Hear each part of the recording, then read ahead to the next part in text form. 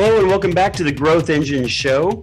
I'm Ryan Parshall and my co-host, Trice Alford. This show is for CEOs, CMOs, marketing leaders, sales leaders, anybody who's growth-minded, wants to grow their business. We're sponsored by Healthy Brands Coaching. We grow, buy, and sell companies and businesses. So we are continuing our talks from our last episode on marketing in a down economy. We both have been seasoned marketers in our career and still do some marketing, right? So why don't you fill us in? What is the conversation circled around today, Trice? Well, today when we met last time, we talked a lot about what happens and the case studies that are built around people that really focus on their marketing during a down economy as a driver to coming out of that recession as a driver to growth. And so today I really wanted to focus on sort of the digital footprint. And I look at it like this because there's a lot of stuff that goes into this, and we can't possibly cover it all. I mean, there are years of people's work devoted to the digital footprint. But for a business owner, I wanted to go all the way back to the basics and say, okay, what do we need? What's important to us? We're going to use this recession as a time of evaluation to make sure we're well positioned to grow. Let's look at our digital footprint. Let's talk about it and make sure we're taking care of all the things we need to, and potentially considering where we need to invest to ensure we can continue to grow. So, long-winded answer of where we're going today. Yeah. And the importance of this is, if you tuned into our last episode, I talked about like cutting costs, things you can do without spending more money. We talked about spending less money in some cases and getting better results. And I just want to tell business owners who hear this digital topic come up, and don't turn this off. Like, this is for you. Like, this is the piece that we want you to get, because there are all kinds of areas of missed opportunity that we see out there. And so we really want to give you some takeaways today that are, take a look at what you've currently got. I don't care if you've hired a digital agency. I don't care if you have a team of 1 to 3, 5 marketers. This is stuff that these people miss often. Yeah. And we're going to give you some real takeaways that could make a big difference. But yes. Yeah, go ahead. Yeah. So I like to talk about it like, when you look when you're in a recession as a CEO or an owner, you're looking for efficiency, right? Digital is where your efficiency in marketing lives, because you get so much traction for your time and effort here. And a lot of it's very people driven versus pouring money into promotion. So let's make sure you're getting this right. Let's give you some things you can look for to say, or ask your teams, hey, what are we doing on this front to know we're getting it right, we're efficient, we're getting the most out of our money? This is just some takeaways for that. So let's talk about it. The first, number one, is your listings with the search engines, right? Google, as we all know, is number one search engine by a long ways. They completely dominate search. Their influence over mobile, search engine, I'm a million places. They own YouTube. They own, they're everywhere. Their data sources are multifaceted, right? So when you're a business owner, one of the very first things in the world you can do is tell Google where your business is physically located, or website, or phone number, right? So Google My Business is their place where you can go and register your business. You can tell them how to connect to your website, how to connect to you, what kind of information you want to be seen in search. If you don't do that, then they control it for you, and you're not integrated into their search. It's a real negative. It's the initial gateway to sort of owning your connection with Google. It's incredibly important. But what most people forget is now, it wasn't this way a decade ago, but Bing and Apple are separate places. So Apple has a place called My Place, and Bing has Bing Business, and they're the same way. They are the places where you can register your business, your website, your phone number, with each of their search engines, Safari, Bing, and Google search, obviously. When we're talking about customers finding you, this is the first place they go, right? They may have heard about you, and let's hope they have. But when they look to say, where's your, what's your phone number?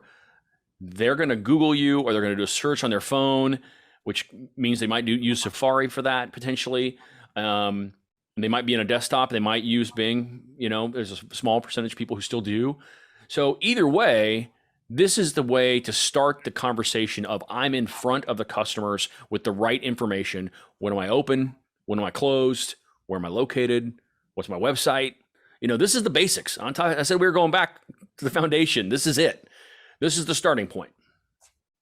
Yeah. So one of the areas that I've seen fail here is somebody sets this up for you, the business owner, or somebody goes in, they're just trying to make the information right. Well, what's right and what's going to pull business sometimes are two different things. Very much. And, I've seen this, I've set up hundreds of them. And one thing I've noticed is like the hours, right? Like when they put in the hours, it's like, okay, well, we're open 7 to 5, 7 to 6, whatever. And no, like when do people need your services, or when do they have the time to search for your services? And it doesn't matter whether you're, retail or, you have for sure retail location people walk into versus B2B and those types of things. But overall, when do people need it? So I've worked for a lot of home improvement companies and did marketing and sales for them where they had it listed as like 8 to 5 or 7 to 6. The problem with that is we knew later on through measuring that people really, got on there after dinner. Like they got on there right after, after 6 to 7 o'clock was hot. And we saw a time frame between like 9:30 and midnight that was hot. And we couldn't figure out why. Like it's the only time parents, they're doing stuff with the kids. It's time that parents had to do the stuff they needed to do. Yeah. And so, setting up hours that were 24 hours got us the calls, and people would leave messages and we would get the business versus losing it. So in our last episode, we talked about there's still buyers out there. You just got to find them. Yeah. Well, you cut out half the buyers when you list your hours 8 to 5. Yeah, and the same expectations. No joke. I mean, that's half of them. We measured it over and over and over. It's half. Now that's in a service business. It can be different in your industry, but consider how it applies to you. And so that was one of the big mistakes. And we are not going to go through everything on how to fill out listings. I want you to be smart about it. I want you to think it through from a sales standpoint, from your target audience's standpoint, and think about what I'm seeing other companies do beautifully right now is they are understanding customer counts are more important right now than they were 6 months ago. I need to get a volume of contacts. Yes. Yeah. Use this podcast and us as a directional, right? We're not going to go deep on every single thing, how you do the how-tos and the tips. There are a million sources out there. Google, YouTube, pick your place. Go deep, get a good range of how to do something and do it well. Go to your teams, whatever. What we're going to help you do is find the places you need to go to start those conversations because of what's important to you, CEO, business owner. So check your listings. This is all we're saying.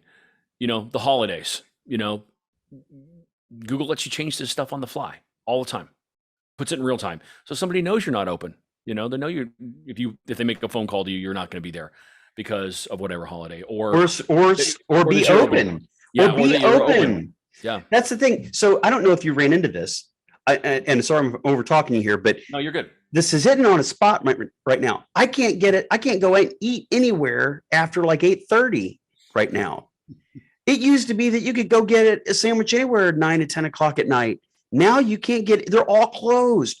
And it struck me. I was thinking, what about that one restaurant that decides to stay open till midnight or 11 o'clock? They can open a little bit later, like something. I'm thinking, what's the counter strategy? And I don't see people being smart about this. Get smart, people. Counter strategy, what the others are doing. There's a huge audience there wanting to do business that you're just missing based on the way you're presenting. Yeah, that's a great point. Like you bring up sort of a topic, like the supply chain and COVID have impacted the hours in which businesses are open because they don't have enough people to man their location or their office, or their people are working remote and there's nobody there. Well, hey, look, if you take customers walking in every day, you better put that information out to the world. Otherwise, you're going to have somebody show up at 9 o'clock and you're not open, and they're going to be pissed and they're never coming back. Like you talk about the number of customers is closing. Well, if you have a customer that comes to your business and decides to never come back, you're screwed. That's not cool. Like that's a dramatic impact. And so we're just trying to give you a lot of things to think about and talk about to make sure you're accommodating the people that buy from you. Yeah. So holidays are huge. You think people are normally out of town, right? They're normally in the cars on trips for the holidays. Yeah. This year is massively different. You've got people staying at home because of gas prices. People aren't going anywhere. Yeah. They'll go broke. Some of them will, right? So, Yeah. so one of the things that happened in the heating and cooling world was, you know what day? Well, there's two time periods that air conditioners broke down the most. July 4th. The first one was the beginning when they first turned it on at the beginning of the season. Yeah, right? Absolutely. Yeah. It barely made it last year, and it's just not working, right? They turned it on and boom, DOA. And then the next was July 4th. Yep. July 4th. I can tell you 10 people I know that's literally happens to, where they're like July 4th, they're running it hard, and they got family in town, and they got it cranked down to 74. And doors are open back and forth all day, going in and out with the kids. And then on Sunday, they're like, oh shit, Yeah. Yes. So what we're saying is it's situational. It's timely. And who is managing that? And if you've hired a digital agency, shame on them if they don't understand this and offer this as a service. Even if you pay them hourly for admin type of work, they have to be on top of this for the sake of their clients. This is what a real good agency is. They're looking out for the best interest, right? Yep. They're not waiting for after the fact and all of a sudden, well, why didn't you tell me I should have, I should have changed something there for the weekend or for the holidays? Because a lot of people assume you're closed. Yeah. But this is a counter strategy. And if you're not using counter strategies to win right now, you just aren't going to capture that market share. Yeah, you're probably going to lose some of it. Yeah, I think anytime you can figure out where some of these customers are, this takes some work. I mean, no doubt. You're using these really basic tools that we're talking about, but they're the conduit to people. Google especially. It's the conduit to people knowing you're open at 9 o'clock when they're looking for a sandwich, or you're the heating and cooling company that's got people open on July 4th weekend. Yeah, you're going to pay for it, but at least they can show up. Instead of nobody being there. My other big point that I would make on this is if you lined up your competition, take your next 3 to 5 top competitors, pull up their Google listings, because Google, like you said, they own the market. It's not like 80 or 90%. It's like 98, 99%. Yeah, it's really, really, really high. And so pull their Google profiles up. What do people see when they see their profile, and what do they see when they see yours? Yours has to smoke theirs, because if it's close, they're just going with the closest one. Yep. You got to smoke them. And what I mean by that is you got to have photos in there. If you could put a video, you got to really customize it. Your copy is not just for SEO. You've got to be compelling. And I'm a real big, preacher on this. Like, compelling copy is, I worked in direct mail for years. I love bringing up things like direct mail and yellow book, yellow pages. Like, that really dates me. People are listening, just like, what the hell are these guys talking about? Yeah. If you want to know what that is, Google it. So basically, you have to have the first sentence matters, like direct mail. Like, first thing to get the package open, your titles, the name has to, if it has what you do in the name. So you might be, Cook Brothers LLC, but if Cook Brothers is doing catering, then it better say Cook Brothers Catering. I don't care what your actual official name is, but you better say what you do in the titles. You've got to get it open. You've got to capture people's interest. And if I can't differentiate between you and a competitor on this stuff, my guess is it's that way all across the internet. So I'll echo that out into everything online. I love what you're saying here, because you're right. Especially images, videos, things that help the customer see more of what you do and how you do it is incredible. Because what it leads to is the next thing when they're evaluating, which is the second piece here on my listings or my basics list, is reviews. One of the single easiest things in the world you can do for yourself is drive customers to these platforms, especially Google, and get reviews. You can literally send your customers a direct link to the place where the review box opens for your business and they can enter their information. Google literally puts a huge amount of power around these reviews to where if you're somebody that's generating hundreds and thousands of reviews, you're going to get ranked higher than someone who's generating 0 or a handful.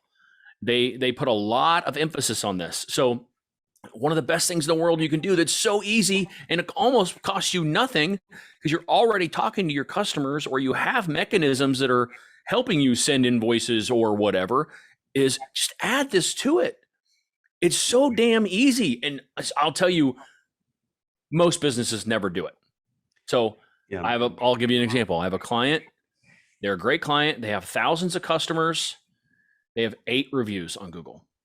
8. So they're on an uphill struggle. If you go apples to apples against your competitors, just like you're talking about, the guy with all the reviews is going to win. Yeah, every time. I know a $35 million contractor, and they had 7 reviews. And I'm like, I'm disgusted. I was disgusted. And like, as a marketer, I'm disgusted. You know, that may be no big deal. You're thinking like you're overreacting, Ryan. Like, no, I'm not overreacting. I would feel the same way. I'd be like, oh my God, what just happened here? Like, it must mean you suck. It must mean like you are ripping people off, because how do you have that business or be the biggest player in the market and have no reviews? It means, I mean, that's wild. Well, and so I want to give another hint here on some things you can do. So let's say you don't have many Google reviews. Obviously, put it in your process of asking for a Google review if the customer's happy after you deliver service. That makes sense. Ask them personally on your customer support, business owner, like salespeople, everybody, right? Yeah, everybody. You need to get in the habit of doing it. And a lot of companies will give a spiff for every testimonial or Google review they get. So that's a good way to do it too. Encourage them monetarily. But I would tell you there's other ways to do this. So you can actually get employees who tell they give a review on working there.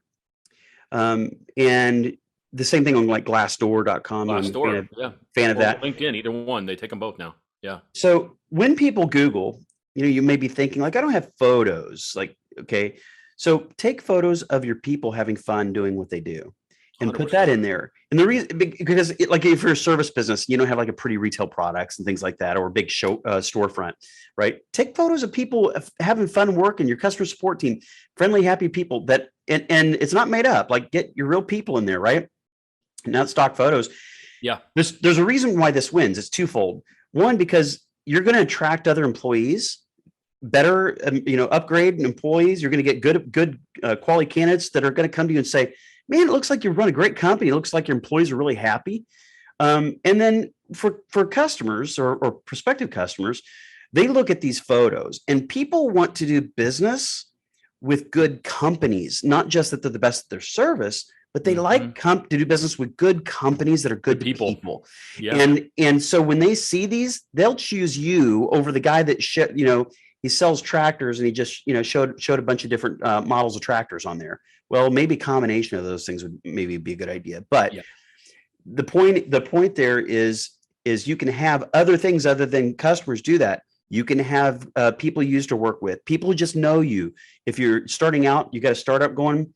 People you worked with, people who know you, vendors that enjoy working with you. You can have anybody give your company a review, and as long as it's sincere and it's real. Yeah, and we talk a lot about transactional businesses because we both have had experience with those. But the truth of the matter is, if you're a SaaS business, you're a corporation, you serve corporate clients, you serve commercial businesses, whatever, they all think and operate exactly the same way as consumers. They want to look at your information, make some decisions about who you are, and read what other customers have said about you. So it's no different for them. Just because they're buying something that costs $1 million, frankly, it's probably worse. And the very least of which is going to be, what does somebody say on Google about you or some other review site, whether that's, maybe an industry type of thing or something like that. Of course, they're taking that into consideration. They don't want to just take your word for it.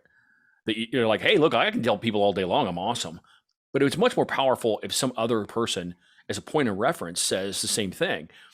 So think about that when you're doing it. It doesn't make a difference what kind of business you are. You probably, if you're a bigger type of corporation or business, you're giving out references to good customers anyway, for people to have peer-to-peer conversations. That's a really smart thing to do. It's no different than getting your review posted on Google. The only caveat I would say is Google is the only difference, right? Like you put that information on Google, the network of your information just becomes bigger and bigger and bigger, which makes you rank higher and more powerful. So it's good for your business because that's what your customers want, but it's good for your business because that's what Google wants.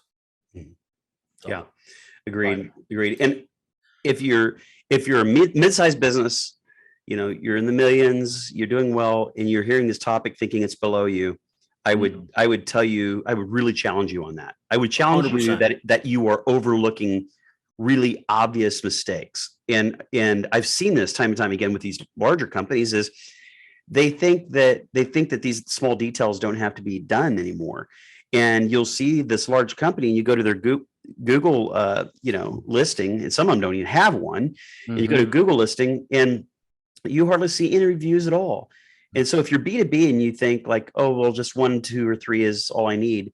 Well, go look at your competitor. Your competitor might have 50, 100, 200, 300, whatever it is. And all of a sudden you wonder, how much business are you missing? So in a down economy, like, let's make sure we take care of the duh factor stuff. Like, let's get it out of the way. That's what this is about. Exactly right. Take care of the foundational pieces. Yeah. Let's not check the box off just because it's done. Do it well.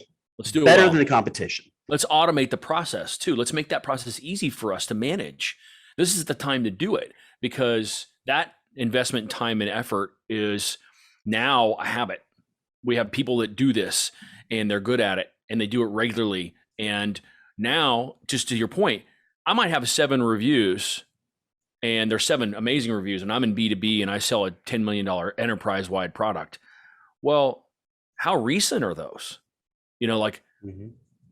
That's another piece of this is your customer wants to see that this one happened in the last 3 months or, 6 months, depending on how big your product or last 6 days, it's got to be moving. And so this is an internalized piece of your organization, both on the operations and support, customer support and sales, as well as marketing. All 3 of these groups have to be figuring out ways to talk to the customer after the fact and say, how did we do?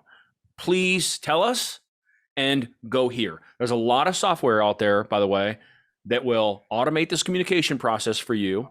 Maybe it's in your CRM, maybe it's not, but either way, it'll automate this process for you and allow you to send them a link to say, go here.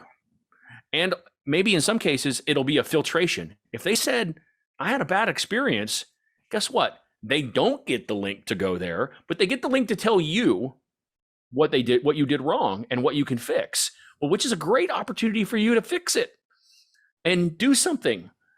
But if they had a good experience, here's the link. Thank you so much. Here's the link to Google. Please click this and it'll push it on your behalf. There's so many great ways to do this without necessarily pouring a bunch of money or hiring necessarily somebody just to do it. There's a lot of opportunity to facilitate that if you really find that it's powerful for you, which I think it could be. Yeah. Also, you can use incentives to do it. What's hot right now would be gas cards. You can use gas cards. You can do that with your employees. Hey, for every 10 reviews you get, I'm going to give you a $50 or $100 gas card. Gas card. Yeah. And you can do that with people on promotions. Like, so on your Google Places page, on your listing, you can put an offer, and that offer could be like first time, like first visit's free, like the first service is free. I mean, I've seen a lot of that in the last couple of weeks where people are really getting smart about it. And when you do the math, if you ask the person do the accounting, in the business, like, they're like, oh, we can't afford that. We can't afford that. Well, in a few months, you may not be able to have the customers at all. Like you might look back on that and go, golly, I wish we would have done that. Yeah. Because you would actually have a higher customer count to be able to tap into.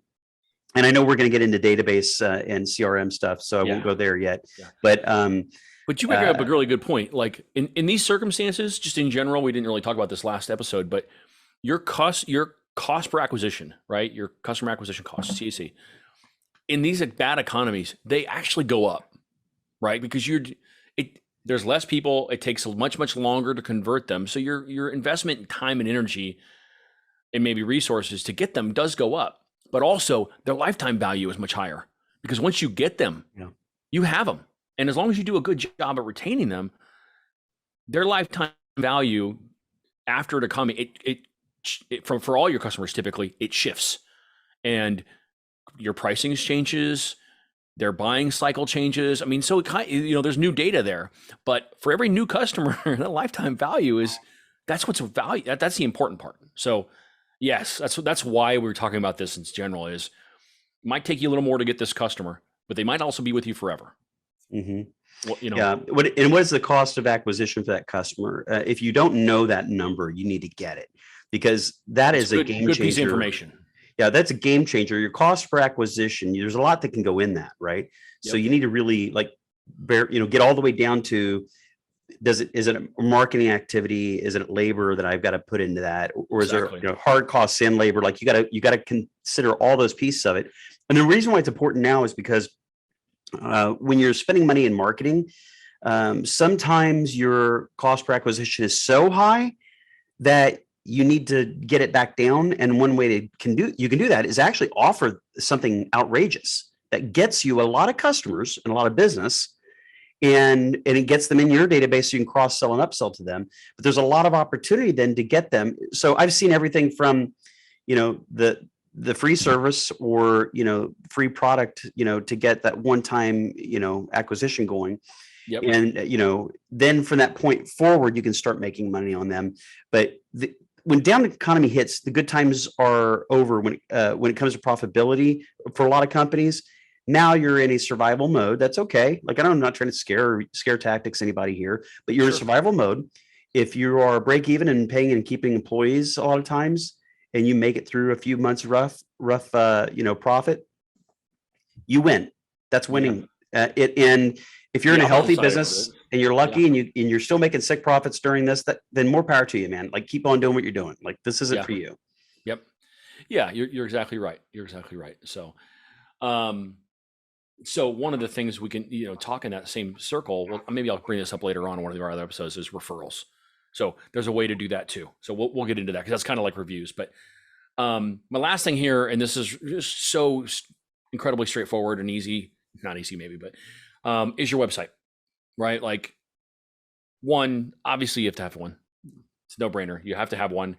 If you don't, at this point in the game, or you haven't changed it in 5 years, you might want to think about that and what that's going to take for you to update. The technology has obviously changed significantly. The integration with the various platforms from a search engine standpoint has changed significantly. Who you are and how you describe yourself and the keywords your industry uses has probably changed significantly. So what we're talking about in the beginning is sort of like a good time to do some reevaluation. This is what I'm talking about with your website. There's a lot of sort of search engine optimization things. You could pour a lot of money into that, frankly. But the key here is look at your site, figure out, is our technology old? Can we convert customers? Are they getting the right information? Does this describe who we are? Do we tell our story? We're going to talk a lot about content in another episode, but your website is the largest face of the organization you have. It can reach more people than anything else. It is something you 100% control. And it's your job to make sure it is telling your customer what you want it to from their perspective, what's important to them. And so this is just a great time to reevaluate those things. I'm not saying pour money into SEO, pour money into web development, but I am saying it's take a hard look at it and make some decisions. Talk to your team, look at your competitors, make some balances here and decide, hey, are we really up to par? And I get some outside resources to tell you. Every agency, but just by FYI, every agency you bring in is going to tell you you need to rebuild your website. 100%, every one of them, because they want to. They want the work. So it's not a question of whether you should or shouldn't with them. It's a question of hearing from them why. What is your site potentially missing? They'll all say SEO, but really to me, it's what do they know about your customers? And are you reflecting that back to your customers? Like, are you telling the right story of who you are? And we'll talk about messaging and stuff in another episode as well. But that's the key to me for this one is hard look at myself. Does the site really reflect who we are? So branding is huge. And companies that go into a down economy with a strong brand established already do very well.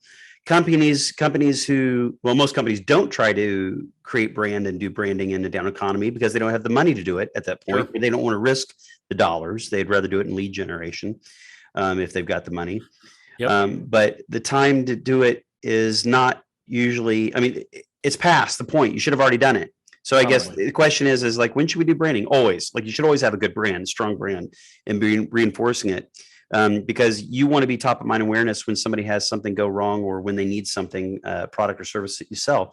You should already be there in their mind. And so when it hits, keep that in mind, that it is a survival tactic during good times to have a strong brand that offsets the bad times. And people down, a lot of small companies that they get down on branding and they think it's just sounds like a big marketing term and they don't think it really works. And the problem is they don't understand that in small business, it's actually way more. As a small business, you have an advantage. You can look like you care more because you are a small company. People will believe you more. And so your brand is even more important, in my opinion, in a small business a lot of times than it is a mid-sized business, because you can still say we care, we're small, we have a select team of professionals, and every customer matters, and personalized you're going to get service. Yeah. So that brand can be really, really believable and good for you. So I'm a big believer in that, but I'm a big believer that it helps you most when you have a strong brand going into this type of time frame. Yeah, this is why I bring it up now as opposed to later on, because we're talking about digital footprint, but we'll talk about messaging, positioning, branding in another episode. We'll talk about content in another episode. But if you think about this from your perspective, you need to know who you are and you need to tell your story constantly. That's branding. That is it. I'm way over summarizing it, but the truth of the matter is I've got a very good understanding of who I am, what are my differentiators, and how I help customers. Why am I valuable to them? Why would they want to buy from me?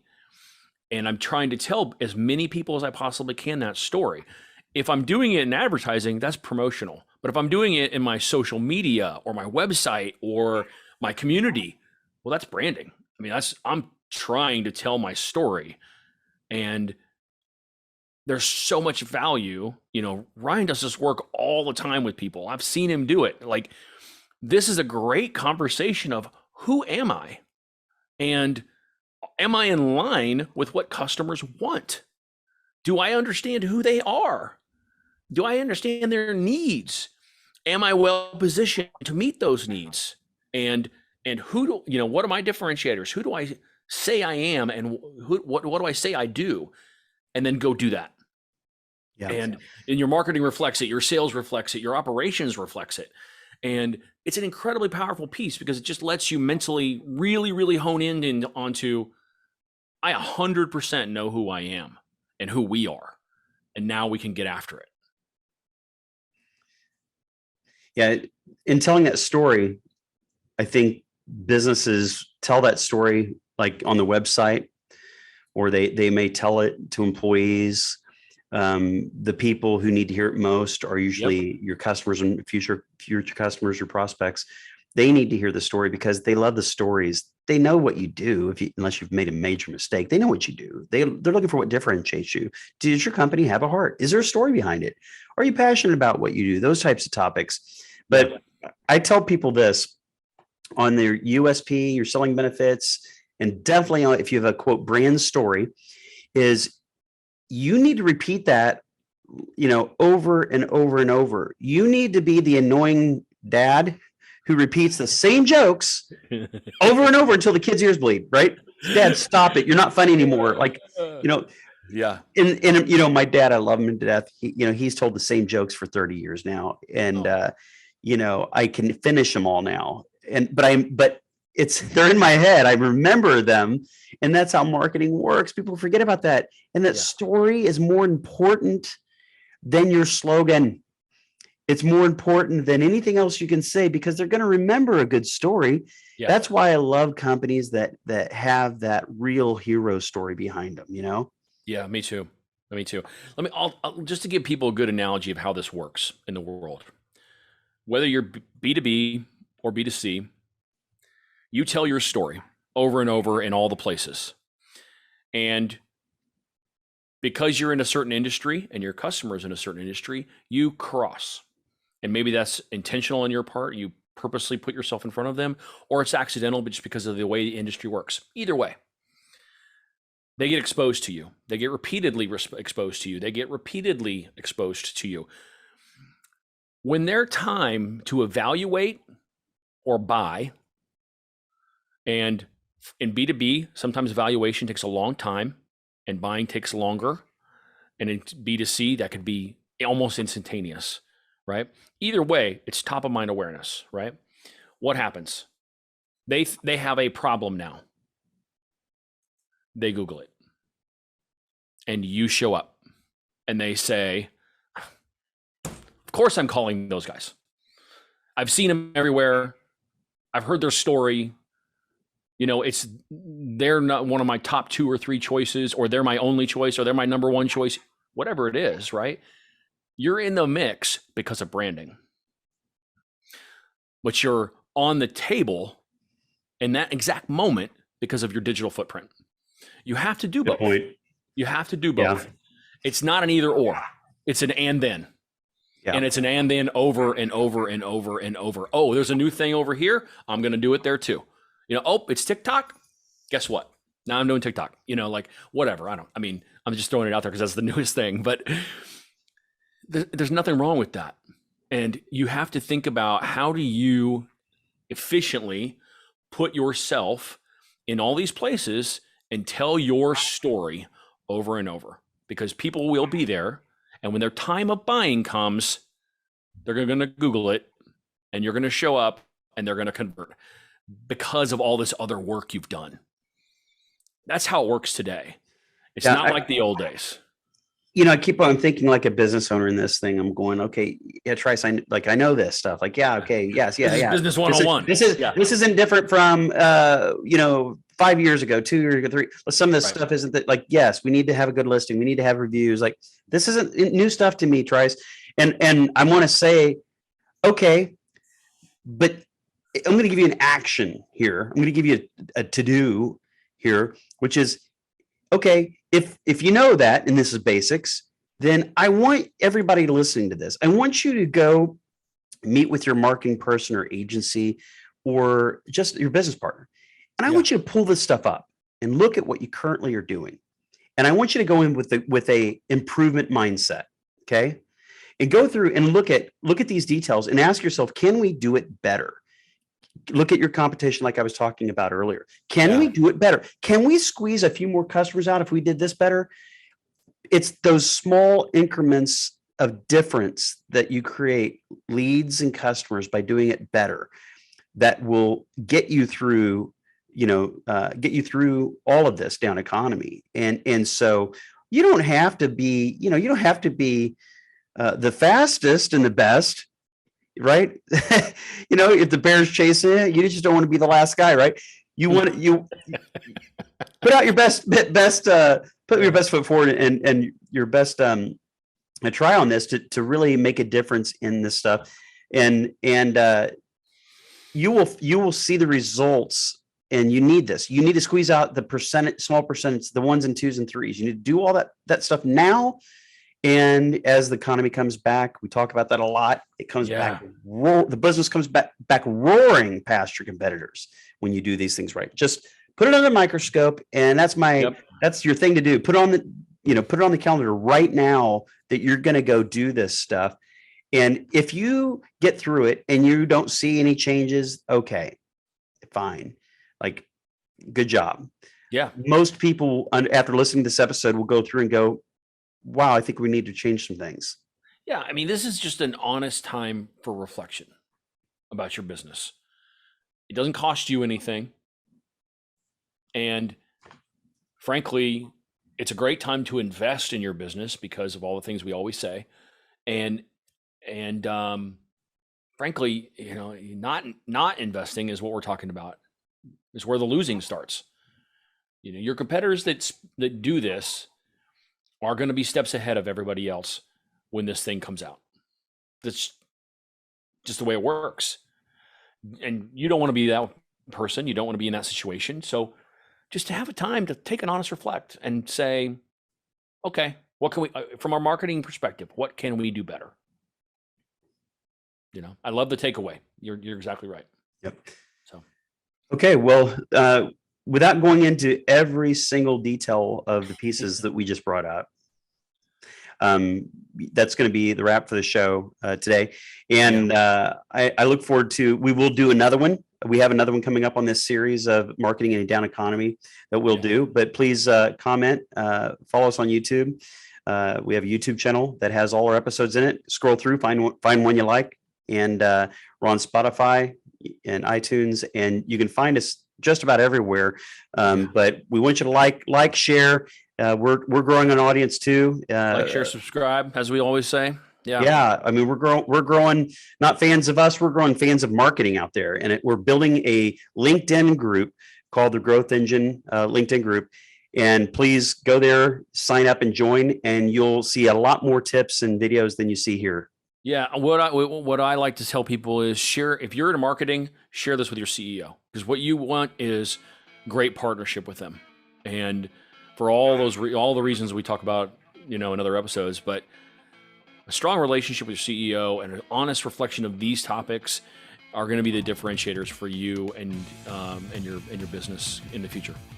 All right, amen. Thanks for joining us. We'll see you next week.